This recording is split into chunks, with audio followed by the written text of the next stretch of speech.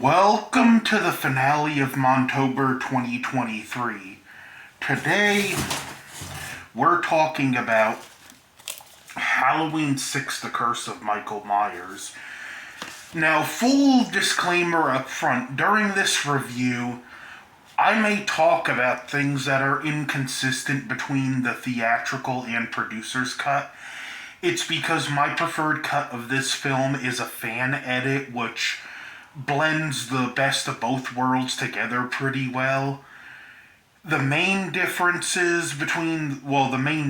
differences between the theatrical and producer's cut: Michael doesn't kill Jamie, one of the cultists kills her in the hospital. Towards the end, Michael's revealed to be the father of the baby, and Michael is defeated with stones in the producer's cut. Michael kills Jamie, we don't know who the father is, and he gets injected with that corrosive liquid and beat down with the lead pipe. Now, Halloween 6 is a film that's had a troubled production. It's actually, we all know the story.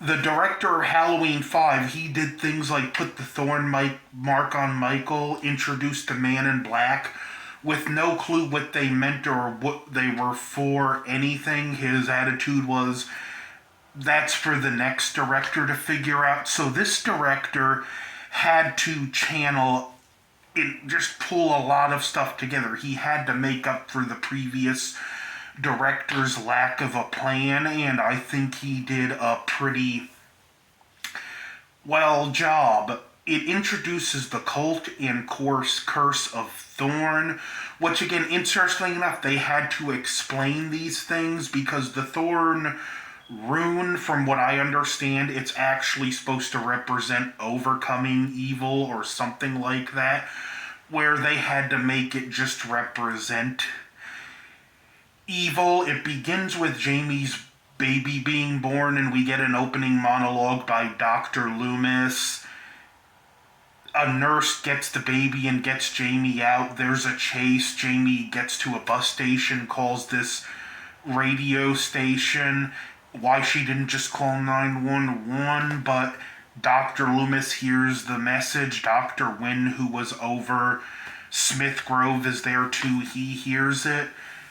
And it's also on a nice stormy night. And what I like, again, this is one of the films that really captures the look and feel of late October. It captures the look and feel of the mid-90s really well. This film is really a nice time capsule where H2O is awkwardly 90s. This movie, I feel, has aged a lot better, and it just feels like a snapshot of that time period. And how well it captures the atmosphere. Again, you can almost, like I said with Halloween 4, you can almost feel the chill in the air because there was a storm the night before. It's kind of wet outside, and you can almost smell that smell of leaves that have been rained on. It's just, the cinematography is great in this film, and it's really well done.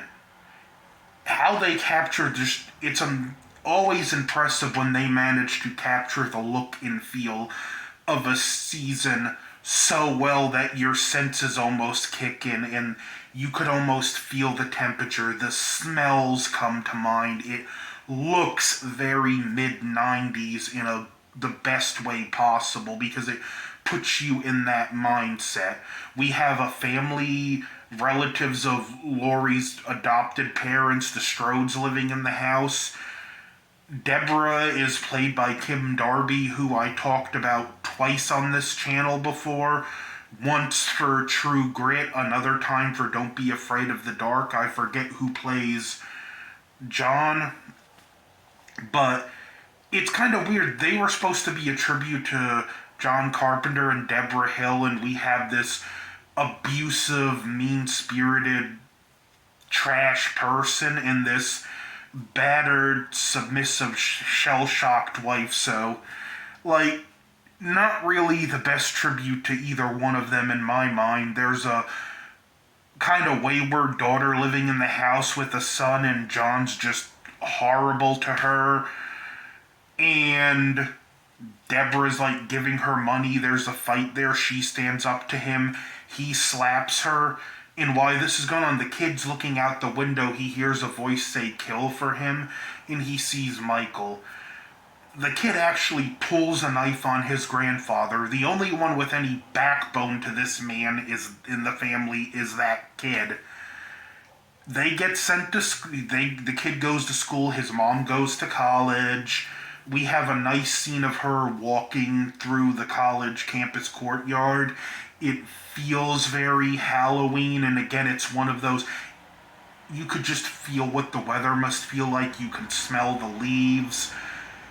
And we see Michael's following her.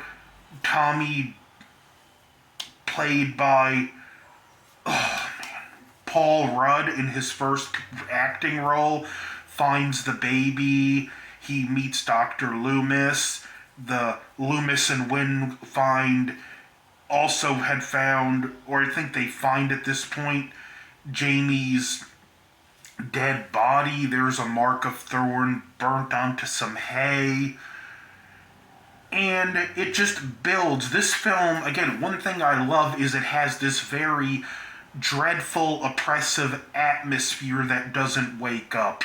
Michael feels like he's both everywhere and nowhere at the same time. We get a nice callback to Tommy Doyle dropping the pumpkin because the neighbor's son, Danny, he bumps into Tommy and drops the pumpkin when no one's at.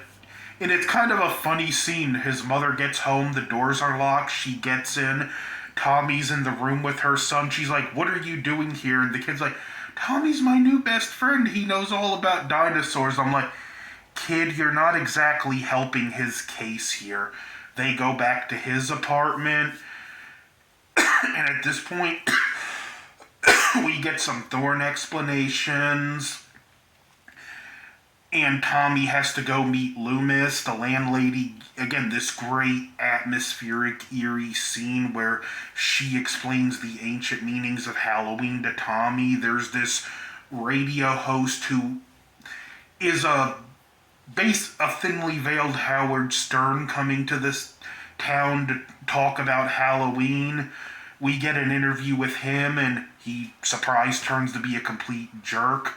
Now, in the theatrical cut, he gets in his van, and I kind of wonder, because all three cuts that I have, there's a scene where he's like, "You tell that producer wise of mine," or something like that, and I kind of wonder, was that the director taking a shuttle shot at the Weinsteins? But he gets in the van.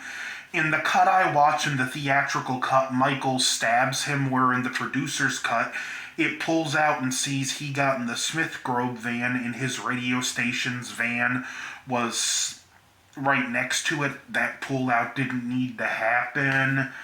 The brother and his girlfriend go to the house. They both get killed by Michael. One while the sister's watching. Danny goes in the house. There's a scene with Michael. It winds up seeing so many people are in this cult. And it gets to Smith Grove, where Lumis has an encounter with Wynn. They find the baby. They find Danny. Michael slaughters the entire medical staff of Smith's Grove with a surgical machete. And then there's a great final chase scene where they have to outsmart Michael as much as fight him. Tommy fills these syringes with this corrosive fluid, wraps it in a blanket, and makes Michael think it's the baby, and he stabs it with him.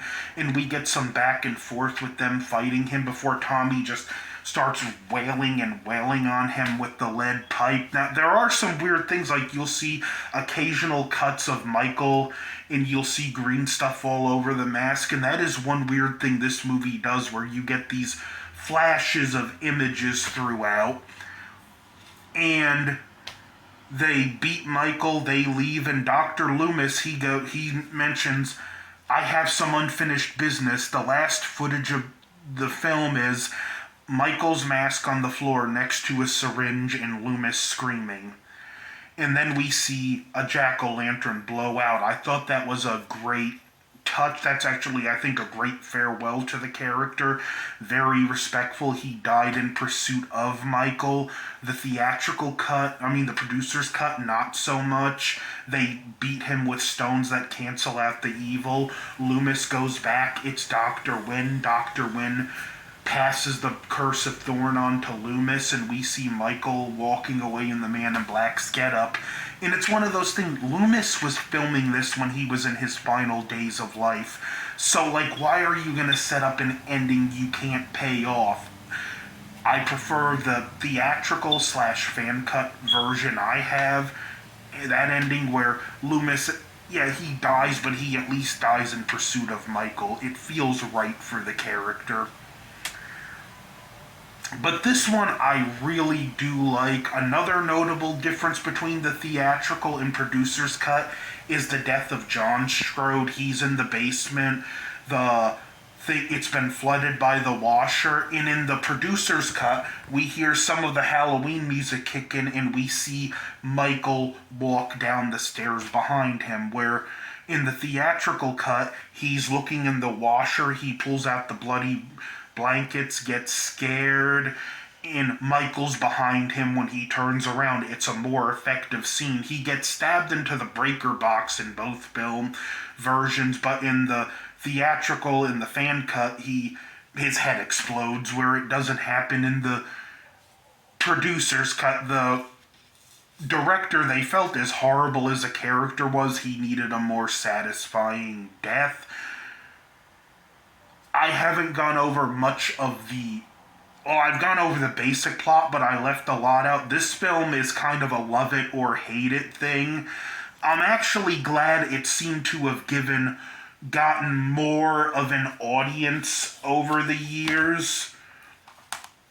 Now, this version here has both the theatrical and producer's cut, and it may sound like I'm down on the producer's cut, but the truth is I like about 90% of the producer's cut more than the theatrical cut. The problem is the 10% that I like better in the theatrical is more than enough to make me side with the theatrical. Because the producer's stuff is just...